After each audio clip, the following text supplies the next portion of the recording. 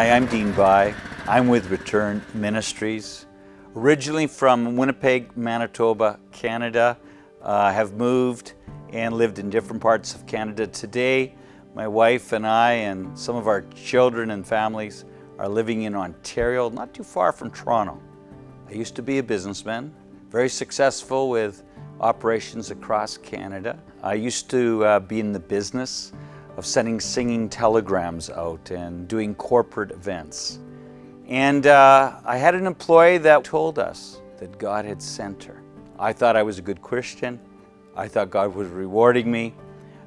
Little did I know, Dean, wife Patricia, and family were going to enter into a family call of ministry in 1990. Norma Giovinetto began feeding me with cassette tapes. I'd be listening to them on a Walkman, going to my different offices, reading all sorts of books. Communism would fall, and then before you knew it, Jewish people were returning in great numbers into Eastern Europe out of the former Soviet Union. It all began at a conference, Glory of Israel and the Church. And when I found that in the Bible there wasn't only a part for Israel and the Jewish people to return, there was also a part for those from the nations to cooperate with this God, bring the Jewish people home, bless them, comfort them, help serve them in the land of Israel. And I realized, hey, the questions I have had for years were now being answered. Why was Jesus Jewish? Why were the Canadians not the chosen? Why was it Israel? I'm Patricia Bai, and at this conference it was all about the glory of Israel and the church, and I really feel there was a Gideon's army there of people who had heard the message. We had amazing speakers there, and for me, hearing the story of the book of Ruth, Naomi being a shadow of Israel, Ruth clinging to Naomi, that part was life-changing for us in our journey with Israel and God's heart for and plan for restoring Israel. As a result of following Jesus and committing to a call and dedicating our family to serving in the return of the Jewish people home, such as it was, we lost all our businesses across Canada. Somehow tried to hold on to this call while life was changing. I had partners that couldn't agree that I wanted to use the profits of our company to support Aliyah. I felt the scriptures were clear. Those that bless Israel will be blessed. I wanted that blessing within our company. And there were things that we did business-wise because now I'm growing in the character of Jesus and I realized there's things I just didn't feel we needed to do anymore. That caused conflict within partners. That led to a hostile takeover. That led to corporate bankruptcy. That led to personal bankruptcy. That led to finding a lawyer. I need a Christian lawyer that would represent me in the midst of these struggles, these hurdles. It wasn't until Alfie Williams agreed to represent me, and not only did, he began to disciple me. And I can't say enough to anybody today, we need to be discipled. I had a family that couldn't understand why we were following Jesus. They thought maybe too radically. And it was difficult to explain, even family members thinking, were we trying to be Jewish? My wife had to deal with, well, what do we do? It was a 180-degree turn that we made. I thought I married a businessman and I ended up with a preacher. Well, I would never trade it, even through all the hardships. Sure, we lost our home and we lost things, and but what we had was even stronger as we had because we decided to follow Christ and we started homeschooling our children. I think we just became stronger as a family unit. Still fully support him, even though sometimes he's really out there. So. Because we didn't have money, and it was a miracle that I could go to Israel the first time without my wife. In fact, because we didn't have enough money, I wasn't going to go. And she says, no, you must go for our family. We were seeing God do miraculous things. It was a real trust and faith step. He needed to go, and I fully supported him in that. So I went with very little money to buy souvenirs, but I did have $100 US. And I remember the Lord spoke very deeply into my heart and says, would you put that $100 in the wall? Now this sounds crazy. Could I really take a $100 bill and fold it up and stick it in the western wall? I'll never forget the day I did it. I wrapped it with my business card, our first ministry called Winds for Israel. I rolled it up, stuck it in there, and I says, God, I would have rather given it to the beggar that I walked by, but I'm exercising some faith that if this is you, let me see a sign. I only want to help bring your Jewish people home. I walked backwards from the Western Wall like so many people do. Wow. That led to saying, God, I will take people to Israel and I will show them Israel, not just as pilgrims, but what you're doing today. I'll help them to talk to Jews who've returned, made their Aliyah, transform why a person would go to Israel. That opened up many doors for pastors who were bringing their churches on pilgrimage tours to invite me to come and speak to them before they would go. And that opened up doors across Canada, ultimately in the States, and today around the world. Another significant moment, maybe it was jet lag, I'm not quite sure, but it was 4 o'clock in the morning and I was so excited to be where Jesus began his earthly ministry. And I remember going to the end of a pier on the west side of the Galilee. And I just began to worship God in the dark while I watched the sun come up. And then I sensed that still voice inside me ask the question, do you know how I'm feeling?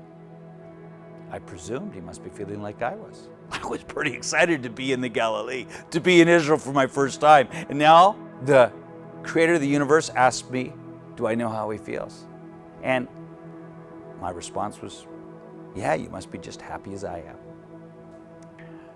To this day, I've never felt the depth of pain that I felt in that early sunrise on the Galilee. I cried from every part of who I was. It's probably the only time in my life I think I could remember that I ever asked God to take a feeling away from me. It hurt so much. Once I gained my composure, I sensed God speak again to my heart. And he said, I yearn for the return of my people. I yearn for the body of Christ to understand their role in returning them. It's a life-changing moment. One of the 2 life-changing moments I had in Israel on my first trip. I was pregnant with my last daughter, and I was, 6 months pregnant? I wasn't sure if I was coming to a place where there was going to be an old city with camels and all that kind of thing, but it was quite a modern place, and so that was a bit shocking for me. When you step on the ground, it's like something happens, like you feel connected. So much so, we had felt that we needed to bring all of our children over. It wasn't until 2003 that we had all our children here. Jeremiah 16:14 stands out to verse 16. It says there'll come a day where the Israelites will no longer say that their God is the God who would take them out of the land of Egypt. That's what Moses did his thing. But they will say he's the God who took them out of the land of the north and all the countries in which he banished them. Oh my God, the Jewish people were coming out of the former Soviet Union in numbers that had not been seen since the time they left Egypt. And I realized that Jeremiah had written that years, centuries earlier, and that actually the next verse says, in verse 16 of Jeremiah, and I will call upon my fishermen to catch them. And I remembered Jesus' words. He says, I will make you a fisher of men. And now I'm realizing that now I'm about fishing Jews out of the nations, and it began in Russia. And we rallied Canadians and Americans to support thousands of Jews out of the former Soviet Union. I worked with an organization called Good News Travels. And Phil Hunter, God bless his memory, we worked together Ultimately, his ministry brought over 100,000 Jews. We had helped them get to an international airport, and it was the Jewish agency that would then return them home. Another scripture, Jeremiah 32:41. I will rejoice in doing them good, and I will plant them in the land with all my heart and soul. I'll never forget asking God a question. I says, why aren't you doing it with all your heart, soul, and strength? And you know, quite honestly, you're hard-pressed to find another verse in the Bible that describes the heart and soul of God. It was one of those prayers that I felt answered right away. He said I could do it with all my strength. But I've chosen another people that will use their strength. And it just cut deep to my own heart. I realized that I was called of God to connect my heart and soul with His heart and soul and use my strength to bring His people home. God spoke very clearly to my heart and said the most important part of our ministry was the family. We went across Canada. They did Hebrew dance. They did some puppet shows. They were like part of it also. So I really enjoyed teaching the children at home. I think it made us closer as a family. Today, I think we still have such a strong bond in all the children. There's 6 million Jewish people in North America. And I thought, it's a lot easier to bring the Jews who are coming home than it is those who aren't interested in leaving. The word God gave me is there was an Aliyah revolution coming to America. And you know, some of the headlines in the newspapers in those early days actually said Aliyah revolution. That was a confirmation. My pastor, when I went to him, I said, do I resign?